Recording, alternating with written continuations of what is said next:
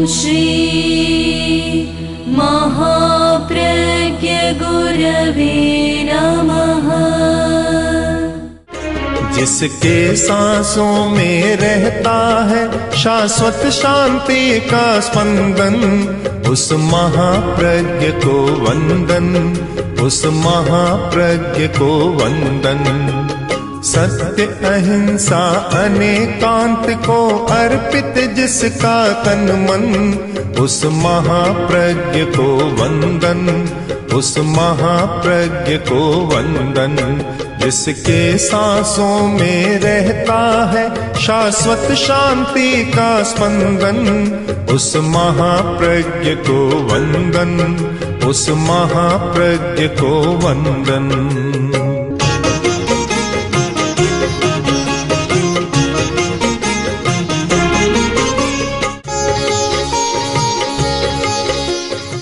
मनुष्य का जीवन समस्या और समाधान दोनों के बीच में झूलता सा नजर आता है। समस्या को कभी रोका नहीं जा सकता। इस द्वंद्वात्मक दुनिया में समस्या न हो तो आश्चर्य की बात है, हो वह कोई आश्चर्य की बात नहीं। और आदमी निरंतर समस्या में जी नहीं सकता, तो वह समाधान की खोज करता रहता है और समाधान होता है। समस्याएं हमारे दो स्तर पर होती है, एक बाह्य जगत के स्तर पर और एक भीतरी जगत के स्तर पर। मुझे लगता है कि बाह्य जगत के स्तर पर होने वाली समस्याओं को सुलझाने के लिए जितना प्रयत्न होता है, उतना अंतर जगत के स्तर पर होने वाली समस्याओं को सुलझाने का उतना प्रयत्न नहीं होता। शायद समस्या की जड़ यह है।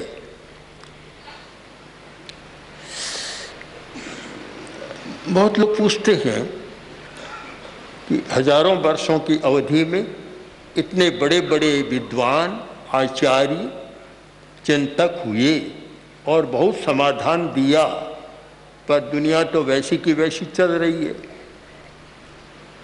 प्रश्न भी ठीक है, उत्तर भी हमें उचित खोजना चाहिए कि बदलना व्यक्ति से ज़्यादा संबंध रखता है, समाज से थोड़ा रखता तो है पर थोड़ा अल्प मात्रा में। व्यक्तियों को हम तीन श्रेणी में बांट सकते हैं। एक आचार्य के मन में प्रश्न उठा कि एक आदमी दूसरे आदमी का हनन करता है, हानि पहुंचाता है, चोट करता है और कुछ करता है, नुकसान देता है उसको, तो क्या कोई व्यक्ति अपने आप को भी नुकसान पहुंचाता है, अपनी भी हानि करता है? तो उन्होंने उत्तर दिया बहुत अच्छा कि तिब्र कसाया विट्ठो अप्पाणन हणई अप्पेनन। जो तीव्र कषाय वाला है वह अपनी हत्या करता है, अपना हनन करता है। तीव्र कषाय वाला हम मनुष्यों को तीन श्रेणियों में बांट दें, तीव्र कषाय वाला, मध्य कषाय वाला और मंद कषाय वाला। अब जब परिवर्तन की बात आएगी, बदलने की बात, वह हमें देखना होगा कि जिसका कषाय तीव्र है, कषाय एक पारिभाषिक शब्द है, हमारा जितने इमोशंस, पेशेंस या जितने जो अंतर के भाव हैं वे सब कषाय शब्द के द्वारा वाच्य होते हैं। कषाय क्रोध, अहंकार, माया, कपट, लोभ, भय, घृणा, वासना आदि आदि जो भाव हैं वे सब कषाय हैं। यानी हमारा भाव या मन रंगा हुआ रहता है, कसेला रहता है या रंगा हुआ रहता है और रंगीन चश्मा लगा हुआ रहता है। तो ये हमारे भाव कषाय। जिस व्यक्ति का कषाय तीव्र होता है, क्रोध आ गया तो इतना तेज आया कि चट्टान की लकीर की भांति जो मिटता भी नहीं, जीवन भर गांठ खुलती नहीं। और एक क्रोध ऐसा भी होता है जो मिट्टी की रेखा के समान, आता है थोड़ी देर बाद, घंटा 2 घंटा बाद बराबर हो जाता है।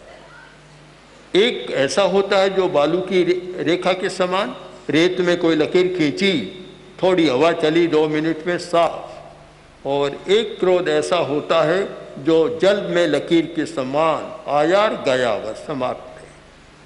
तो ये हमारी 4 प्रकृतियां क्रोध सब में लागू होती है कि एक तीव्र तर होता है, एक तीव्र होता है, एक मध्य होता है, एक मंद होता है। अब इस पर सारे मानवीय व्यवहार का विश्लेषण करें तो पता चलेगा कि तीव्र कषाय वाला है, उससे बदलना बहुत कठिन होता है, लगभग असंभव जैसा होता है। उसका दिमाग की रचना भी वैसी होती है, पूरी बात को सुनता भी नहीं, समझ भी नहीं पाता, और वह बदलने की बात ही नहीं करता। ऐसे 10-20% लोग होते हैं तीव्र कषाय वाले, उन्हें कभी बदला नहीं जा सकता। उनके लिए तो केवल बस अपराध करें तो सरकारी दंड, पुलिस का दंड, बस यही काम देता है। उनको संयम की बात समझाएं, शायद समझ में भी नहीं आता। तो दूसरी श्रेणी के लोग हैं जिनका कषाय मध्यम है, तीव्र भी नहीं, मंद भी नहीं, मध्यम कोटि का है। उन लोगों को प्रयत्न के द्वारा बदला जा सकता है, और उनका वह जो कषाय या क्रोध आदि होता है वह मिट्टी की रेखा के समान होता है, जो थोड़े प्रयत्न से ही उसको साफ बराबर किया जा सकता है। हम कोई भी यह दम न करे कि धर्म के द्वारा आदमी बदल जाएगा, और आज के धर्म के द्वारा तो बदलना मुझे कठिन लगता है।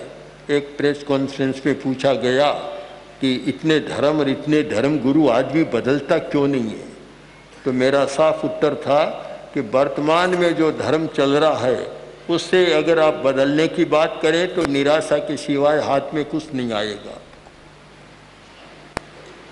जिस धर्म के साथ नैतिकता का अनुबंध नहीं है वहाँ बदलने की बात नहीं आ सकती।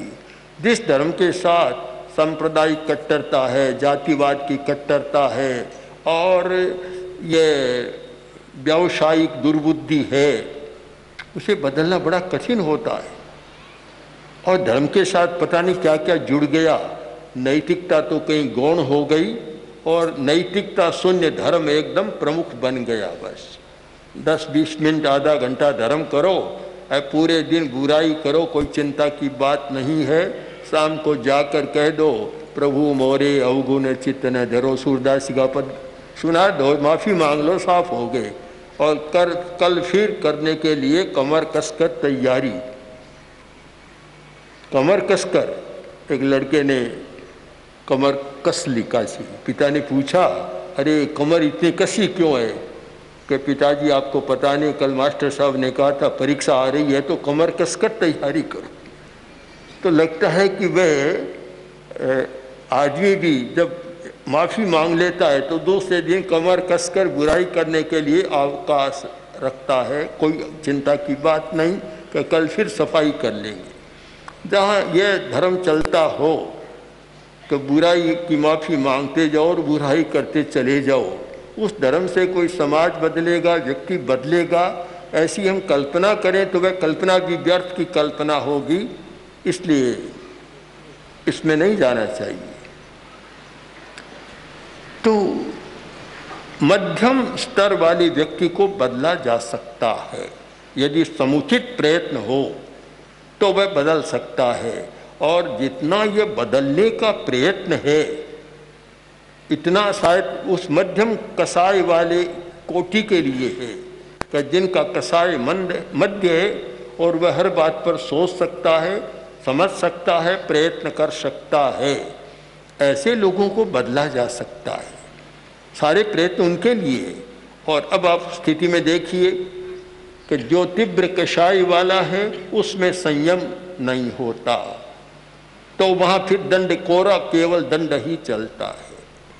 और मध्य कोटि वाले लोग हैं जहाँ संयम का थोड़ा विकास होना शुरू हो जाता है, वहाँ कोरा दंड नहीं होता, वहाँ अपना संयम होता है और वह अपने प्रयत्न से अपनी आत्मा का हनन नहीं करता, जबकि तीव्र कसाई वाला अपनी आत्मा का हनन करता है, किंतु यह मध्य कसाई वाला अपनी आत्मा का हनन नहीं करता। हम जब मुंबई में थे तब एक दिन अचानक क्राइम से जुड़े हुए 3 कमिश्नर आ गए। तीनों का विषय ये क्राइम का था और तीनों एक साथ आ गए। मैंने उनसे पूछा कि मुंबई में अपराध पहले से कम हुए हैं या पहले जितने ही हैं या बढ़े हैं? तीनों एक स्वर में बोले कि बढ़े हैं। मैंने पूछा कारण, कि कारण यह रोटी का अभाव, गरीबी और रोटी का अभाव, इसलिए अपराध बहुत बढ़े।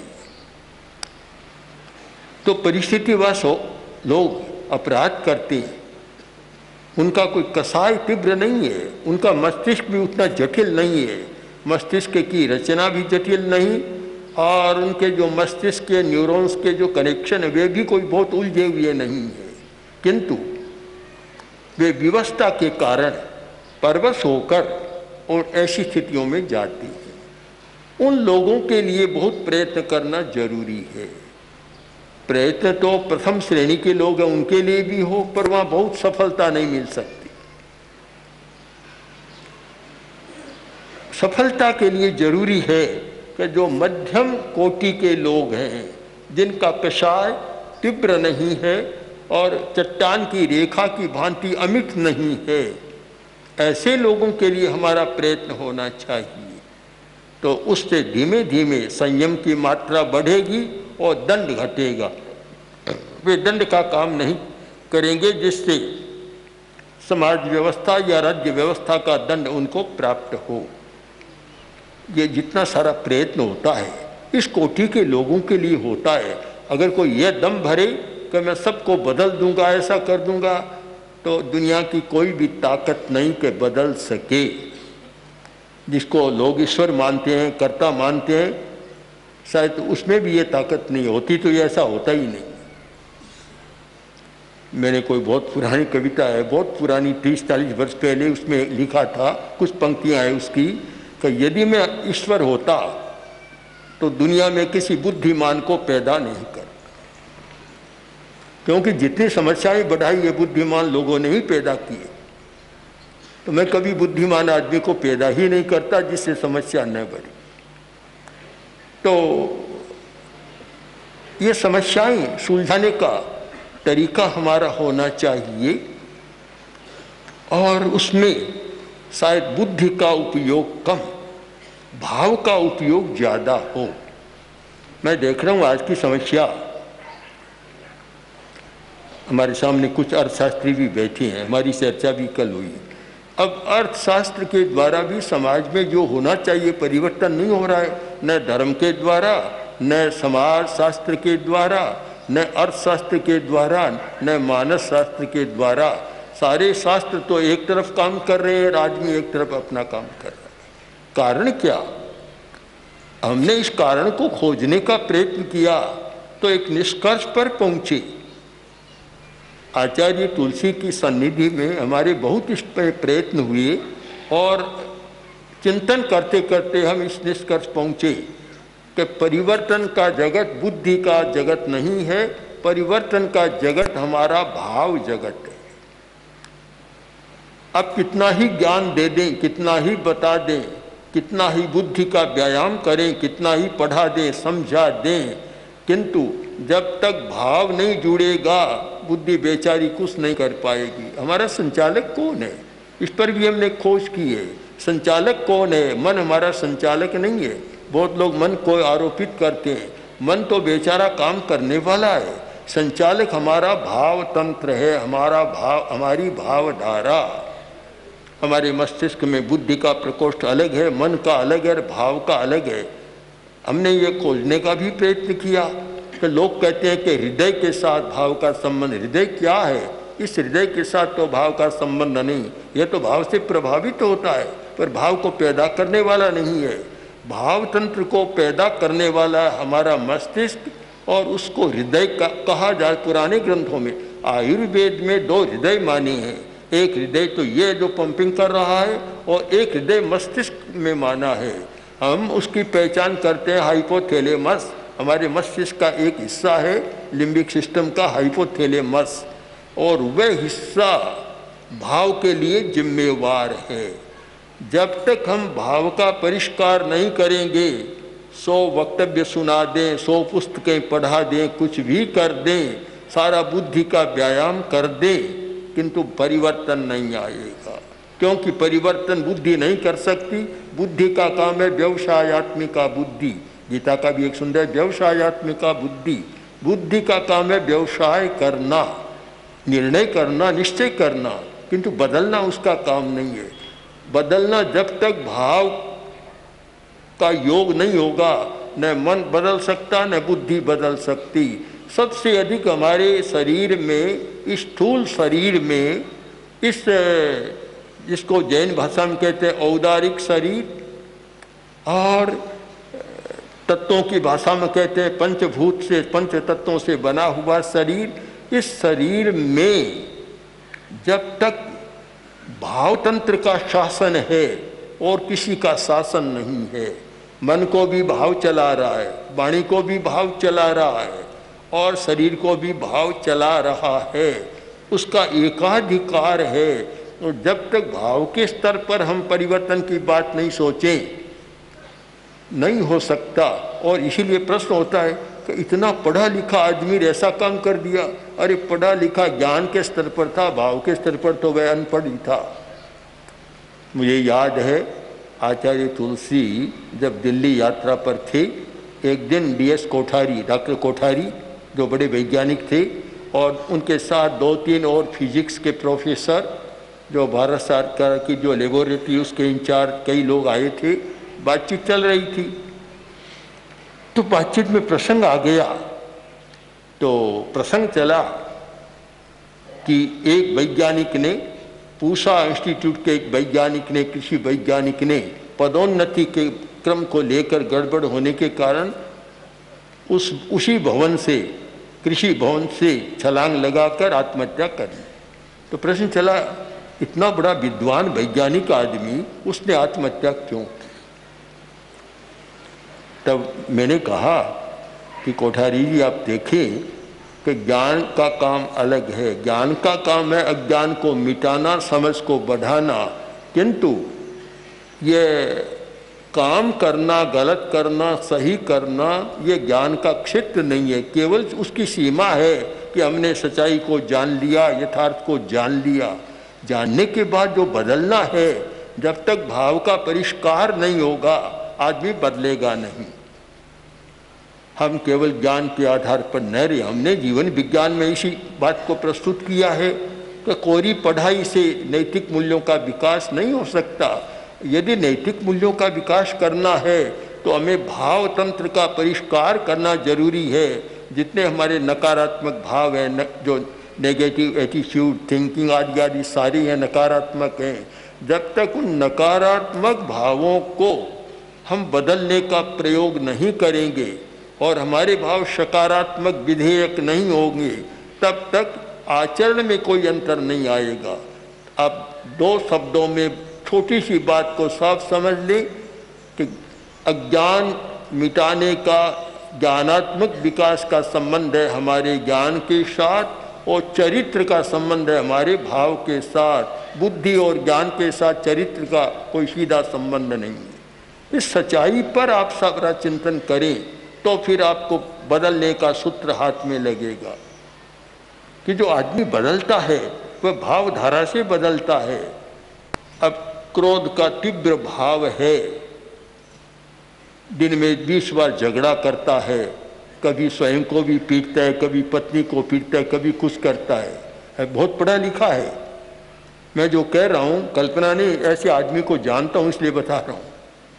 IAS ऑफिसर, इतना बड़ा पढ़ा लिखा आदमी, किंतु गुस्सा इतना करता कि जब गुस्सा होता तो फिर बस सिवाय अंधकार के कुछ भी नहीं, कोई भी सामने आ जाए। ऐसा झगड़ालू आदमी था। अब आप देखिए, एक और तो पढ़ा लिखा था, मूर्ख तो नहीं था, अनपढ़ नहीं था, IAS ऑफिसर बना है, सचिव बना था, कमिश्नर बना, तो ऐसे ही तो नहीं बना, पढ़ा लिखा तो था। पर इतना गुस्सेल था, स्वयं दुखी और पूरा परिवार दुखी बना हुआ था। और हमारे सामने ऐसे केस बहुत आती है, जब प्रेक्षक ध्यान के शिविर होते हैं ऐसे बहुत लोग आते हैं। हमने निष्कर्ष निकाला कि ज्ञान से आदमी बदलता नहीं, जान लेता है, अज्ञान मिट जाता है, समझदारी बढ़ जाती है, चालाक भी हो जाता है और एफिशिएंसी बढ़ जाती है।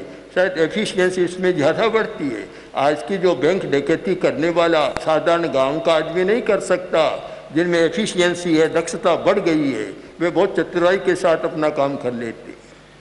और मैं समझता हूँ जितना ये ठगी चलती है, ये घोटाला चलता है, ये सारा एफिशिएंसी का ही परिणाम है कि उनमें इतनी दक्षता है कि कहीं से कहीं छिपा लेते हैं, चुरा लेते हैं, कहीं से निकाल लेते हैं।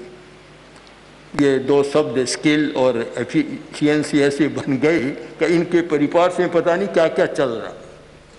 तो केवल जो बुद्धि का क्षेत्र है, बुद्धि का क्षेत्र वह कोई समस्या को सुलझाने वाला क्षेत्र नहीं है।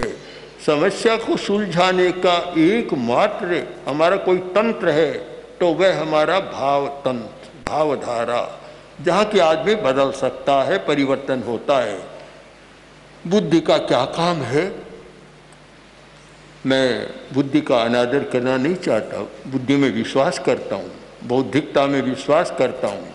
और बौद्धिकता के बिना जहाँ प्रश्न है साहित्य निर्माण का, लेखन का, समझने का, पढ़ने का, वहाँ बुद्धि के बिना काम नहीं चलता। और बुद्धि का बड़ा मूल्य अपने स्थान में, पर हर वस्तु का मूल्य सापेक्ष होता है, निरपेक्ष एब्सोल्यूट कोई मूल्य किसी का नहीं होता, सापेक्ष मूल्य है। बुद्धि का अपने क्षेत्र में बहुत मूल्य है, किंतु हम यह सोचें कि बुद्धि के द्वारा हम किसी को बदल देंगे, साहित्य लिख देंगे, ये कर देंगे, बदल जाएगा, कभी न सोचे। जब तक प्रायोगिक पद्धति के द्वारा आप व्यक्ति के भाव तंत्र का परिष्कार नहीं करेंगे तब तक व्यक्ति बदलेगा नहीं। ये ध्रुव सत्य हमें तो लग रहा है।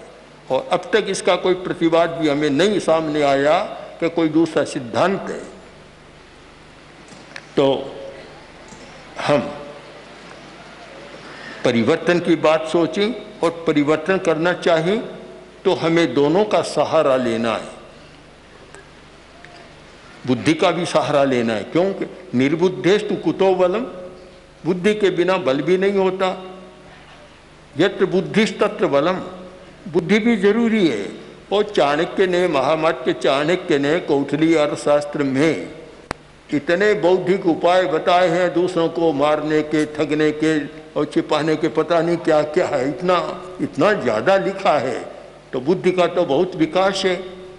उन्हें अपनी बुद्धि पर भी बहुत भरोसा था और वास्तविक था। किंतु हम सीमा को समझें। हमारी दुनिया में असीम कोई वस्तु नहीं है, सबकी सीमा है। सीमा हम असीम बनाने का प्रयत्न न करें, बुद्धि को बुद्धि की सीमा तक रहने दें। और फिर दूसरी सीमा है भाव की। भाव की सीमा में भी हम भाव की बात करें, क्योंकि जो परिवर्तन होता है वह भीतर से होता है और उसके लिए भाव जिम्मेवार। और भाव का पूरा एक तंत्र हमारे भीतर बना हुआ है। हमारा सूक्ष्म शरीर, हमारा सूक्ष्मतर शरीर, जो हमारी सटल बॉडी, सटलेस्ट बॉडी आदि आदि, जो एक पूरी श्रृंखला है जहाँ से कि सारी ये स्पंदन आते हैं और जिनके आधार पर आदमी काम करता है।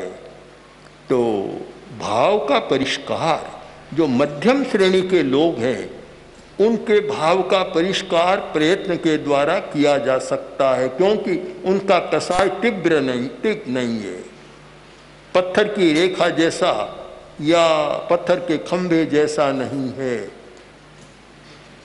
तीसरी कोटि के लोग जो मंद कसाय वाले, उनके लिए तो बहुत सरल बात है। जो मंद कसाई वाले हैं, बस उनको तो एक इशारा मिले, इतने में परिवर्तन। अब देखिए कसाई क्या है? हमारा भावात्मक संसार। कसाई का मतलब है भावात्मक संसार, एक बुद्धि का संसार और एक कसाय का संसार। कसाय यानी नकारात्मक भाव, और जब कसाय का परिशोधन होता है, परिष्कार होता है, तो वही सकारात्मक भाव। क्रोध नकारात्मक भाव है, परिष्कार हुआ और क्षमा हो गई। सहन करने की शक्ति बढ़ गई। अहंकार नकारात्मक भाव है, उसका हमने परिष्कार किया तो हमारी विनम्रता विनय का विकास हो गया। माया कपट नकारात्मक भाव है, उसका परिष्कार किया तो हमारी सरलता प्रकट हो गई। सरलता जो कि जीवन की बहुत बड़ी संपत्ति है। लोभ का परिष्कार किया और एक संतोष, यह सकारात्मक भाव प्रकट हो गया। तो ये सारा नकारात्मक भाव और सकारात्मक भाव में मानवीय चरित्र का सारा इतिहास बोल रहा है, जुड़ा हुआ है। हम जब तक ये भाव जगत में काम नहीं करेंगे और भाव परिवर्तन की प्रक्रिया को नहीं अपनाएंगे, तब तक न हिंसा को कम कर सकते, न अहिंसा का विकास कर सकते और न नैतिक मूल्यों का विकास कर सकते, न अनैतिकता को दूर कर सकते। इसलिए हमें भाव जगत पर और गंभीर अध्ययन करने की जरूरत है। ओम श्री महाप्रज्ञ गुरवे नमः। ओम श्री महाप्रज्ञ गुरवे नमः। ओम श्री महाप्रज्ञ गुरवे